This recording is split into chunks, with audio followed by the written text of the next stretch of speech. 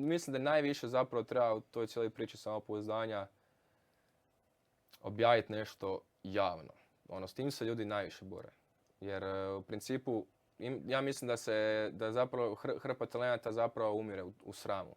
Jer ja znam jako puno ljudi koji su jako talentirani i vjerojatno vi znate puno ljudi koji su recimo vama najsmiješniji prijatelji ikad.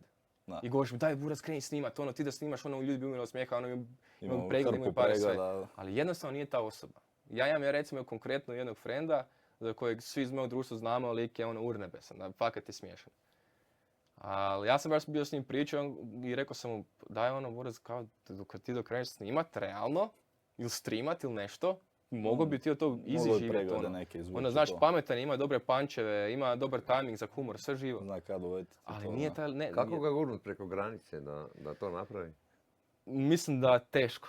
Mislim da to moraš sam odlučiti. Da ga sam snimiš. Da, zato što... Potajno, po skrivećki. Jer ima previše prepreka.